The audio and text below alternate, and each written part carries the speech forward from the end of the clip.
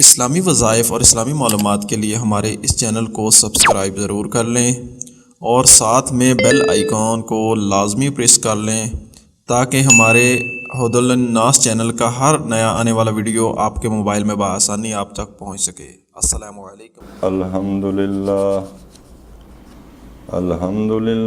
अला इहसानिही वस्सलातु अला रसूलिहिल करीम वल्लाक़िबतु लिलमुत्तक़ीन।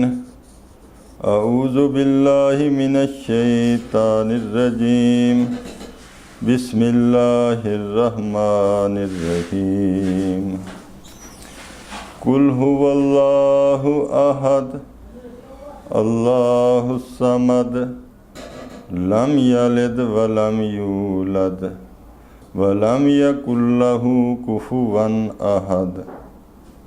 सदक़ल्लाहुल अलियुल अज़ीम। हज़रात, गुज़ारिश है कि सूरत मुबारका सूरत इखलास जिस तरह सूरत दा नामे मुबारका है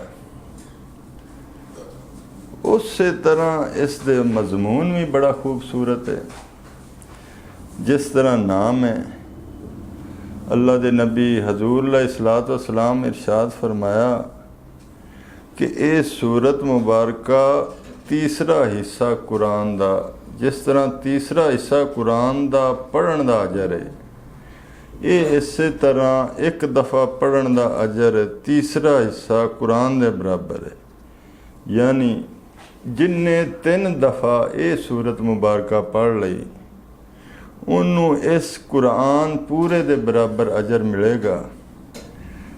ऐसा एक चीज़ ज़हन दे विच रख लो कि जदों किसे सूरत मुबारका दे किसे आयत मुबारका दा बारे फजीलत बयान फरमाई जाती है कि वो इस कदर फजीलत वाली है, उसका मजमून भी उतना जानदार होएगा, उसका मजमून भी इस्लाम दे विच उतनी ही जान रखेगा। जिस तरह हुण अगे चल के इसका मुताला करांगे इंशाअल्लाह सारी बात निखर के सामने आ जाएगी कि इसका मजमून किस कदर अहम है। ये सूरत मुबारका अल्लाह पाक दी तौहीद दे बारे है। इस दे विच एक पासे अल्लाह पाक दी ज़ात नूं बयान फरमाया गया, दूजे पासे अल्लाह पाक की सिफात भी बयान फरमाइया गई ने। फरमाया जा रहा है कि कुल हुवल्लाहु अहद। होया कि मुशरिकीन मक्का नबी अलैहिस्सलातु वस्सलाम नाल सवाल किया कि सानू जी अल्लाह पाक दे नसब दे बारे दसो कि अल्लाह पाक दा नसब की।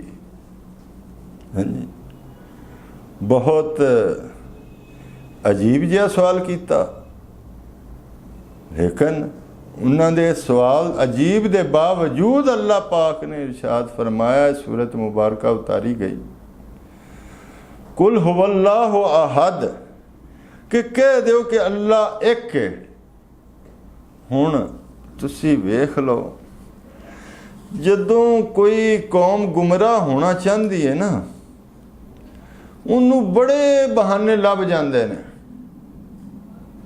उन्होंने इस कुरान तो भी दलाल लभ जाते हैं, उसनों पिछलियां किताबों तो भी दलाल लभ जाते हैं। साढ़े तो पिछली कौम ईसाई हुण उन्होंने किताबों के विच भी यहो है कि अल्लाह पाक एक है, लेकिन उन्होंने कोई ऐसा फलसफा झाड़िया, कोई ऐसा अपनी मनमानी की, कोई ऐसी बातां कीतियां कि अपनी उन्होंने जेड़े अकायद ने उन्होंने सच साबित करन वास्ते उन्होंने आहद दा अल्लाह पाक दी वहदानियत दा मतलब की बयान फरमाया। सुन के तो बंदा परेशान हो जाता। लेकिन जिन्हां दे अकायद हैं उन्हां दे तां अकायद हैं ना पुट्ठे सीधे, लेकिन जिन्हां दे अकायद सही ने मुसलमानां विच सानू अचंभा लगदा, सानू अजीब लगदा जदों उन्हां दीयां बातां सुणदे हां, यार ये एडे पागल ने, ये एडे बेवकूफ ने। हुण अल्लाह पाक दी वहदानियत दे बारे उन्हां दा की अकीदा?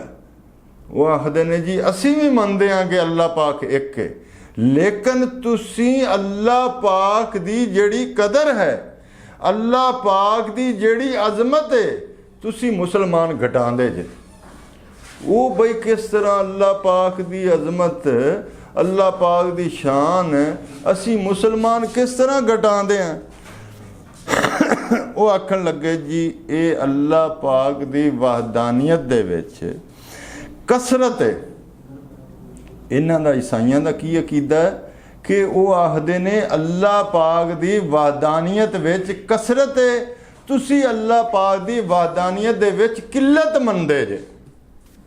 हुण इस दा मतलब मजीद मैं आसान लफ्ज़ां में समझावां बई जिस तरह एक घर है, वो आखदे ने कि एक घर असी आखदे हैं ना, लेकिन उस दे विच बाप भी हुंदा है, बेटा भी हुंदा है, होर भी घर दे लवाजमात हुंदे ने, वो हुंदा एक है। असी इस तरह रब नूं मनदे हैं जिस दे विच बाप भी है, बेटा भी है और रूह भी है। असी तीन नूं इस तरह एक मनदे हैं। तुसी कल्ला अल्लाह नूं मनदे हो, उनदा बेटा नहीं मनदे हो, इसलिए तुहाडे अकायद सही नहीं। तौबा नऊज़ बिल्ला, अल्लाह याद बिल्ला। यानी कि किस तरह तुसी वेख लो अपना उल्लू सीधा करन लई, अपना मतलब कड्ढण लई कुरान नूं बिगाड़ दिंदे ने, उन्हां तौरात बिगाड़ दित्ती, उन्हां अंजील बिगाड़ दित्ती। अगे चलिए जी, फरमाया जा रहा है कि अल्लाह हुस्सा मद अमूमन हुंदा की है कि असी जदों तर्जमा पढ़ते हैं कुरान हकीम दे विच ते थल्ले लिखिया हुंदा कि अल्लाह बेनियाज है। ये जेड़ा बेनियाज लफ्ज़ है समझ दे सही माना नहीं बयान कर सकता। अगर अल्लाह बेनियाज है, अल्लाह पाक नूं किसे दी कोई गरज नहीं है। जिस तरह मखलूक जिधर जाती है जावे, कोई भुखा रहिंदा रवे, कोई रजदा रजे, अल्लाह पाक नूं किसे नाल कोई गरज नहीं, तो निज़ाम किवें चलना?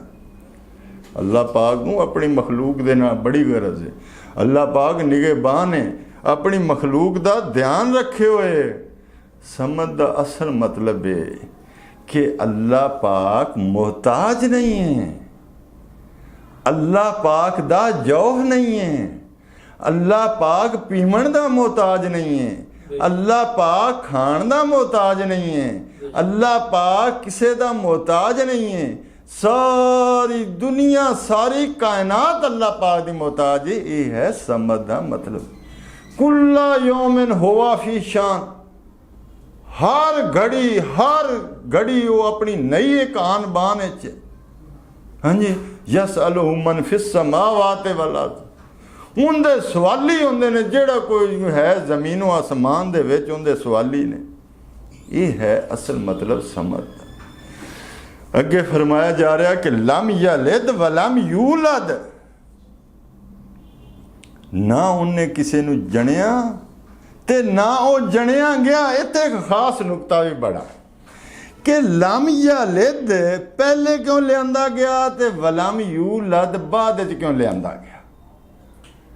ए याद रख लो कि अल्लाह पाक दे जिन्ने भी शरीक करार देंदे ने, वो मुशरिकीन मक्का होवन, वो यहूदी होवन, वो ईसाई होवन, वो अल्लाह पाक दे बेटे बेटियां बनाते ने। ये नहीं आखते कि अल्लाह पाक नूं फलां ने जणिया, अल्लाह पाक नूं फलां ने पैदा किया।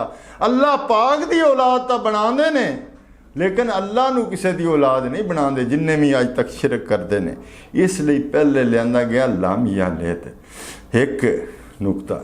दूसरा नुकता ये ज़हन च रख लो कि लम यलिद वलम यूलद दा ये भी मतलब है कि अल्लाह पाक दी ज़ात मखलूक तू अलहदा है। अल्लाह पाक दी ज़ात दे विचों मखलूक विचों कोई हस्ती कोई शय नहीं निकली, और ना कोई अल्लाह पाक दी ज़ात विच दाखल होई। हुण की होया कि अल्लाह पाक दी ज़ात दे विचों जेड़ा कलमा अल्लाह पाक ने आख्या बई कुन हो जा।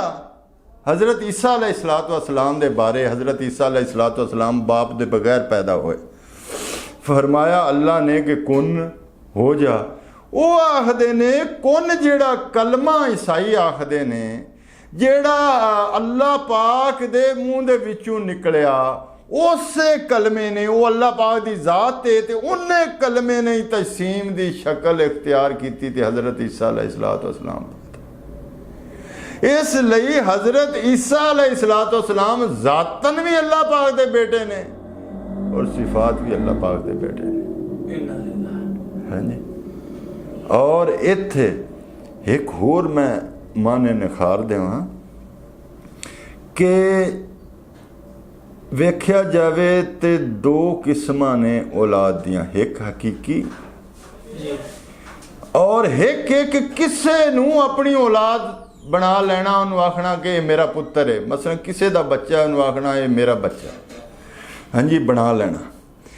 इत्थे सूरत मुबारका दे विच जिहड़ी मुराद है वो हकीकी मुराद लैंदे ने ईसाईयां दे विच भी दो गिरोह होए ने। एक गिरोह ऐसा है कि जेड़ा अजकल नापैद है, उनका कोई वजूद नहीं, और वो ये आखदा कि हज़रत ईसा अलैहिस्सलाम अल्लाह पाक दे हकीकी बेटे ने। इस आयत मुबारका दे विच उस हकीकत की नफी की गई है कि अल्लाह पाक दा कोई हकीकी बेटा नहीं। दूजे मकाम ते जेड़े कि अजकल दे ईसाई और अक्सरीयत ईसाइयां दी हज़रत ईसा अलैहिस्सलाम दी इबनीयत दे बारे, बेटा होने दे बारे अकीदा रखते ने, वो ये है कि अल्लाह पाक नूं इन्ना प्यार आया हज़रत ईसा अलैहिस्सलाम ते कि उन्होंने आख्या है मेरा बेटा, प्यारा बेटा। हाँ जी। हुण तुसी अंदाज़ा ला लो अल्लाह पाक ने दूजे मकाम ते की फरमाया, वलम यत्तखिज़ वालदा। अल्लाह पाक ने किसे नू बेटा नहीं बनाया। ते मुशरकी ने मक्का की आखदे हैं कि ये जिहड़े फरिश्ते ने जिन्हां दे असी बुत बनाए हुए ने, ये इन्ने प्यारे अल्लाह पाक ने इन्हां नू बेटियां बनाया होया। यह है नफी इस आयत मुबारका हकीकत दे बारे च। दूजे मकाम ते जेड़ा मैं दसिया कि अल्लाह पाक ने कोई अखज़ नहीं कीता, किसे नू नहीं बनाया बेटा ना बेटी, लम यलिद वलम यूलद, और ना किसे को जनिया गया, वलम यकुल्लहु कुफुवन अहद। अल्लाह पाक दा कुफ कोई। इस लफज नू कुफ दे नू समझना पैना। हम पल्ला, हम बराबर, उन्नू चाहे मुतजाद ले आओ चाहे मुवाफक ले आओ, उन्नू चाहे अल्लाह पाक दा दुश्मन बना के पेश करो किसी हस्ती नू, या अल्लाह पाक दा प्यारा बना के पेश करो। अल्लाह पाक दी ज़ात दे बराबर किसी दी ज़ात नहीं, अल्लाह पाक दी सिफात दे बराबर किसी दियां सिफात नहीं। इस नू आखदे ने कुफ्र। और दूजा माना मुफस्सिरीन ने इत्थे की कीता कि अल्लाह पाक दा कुफ्र कोई नहीं, कि अल्लाह पाक दी ज़ात रंगी ज़ात कोई नहीं, इसलिए अल्लाह पाक दी ज़ौजा भी कोई नहीं। जेड़ा कि मैं अगे गुजारिश की है, एक ऐसा फिरका ईसाइयां दे विच गया गुजरा, उन्हें शादी करा दी अल्लाह दी। हाँ जी।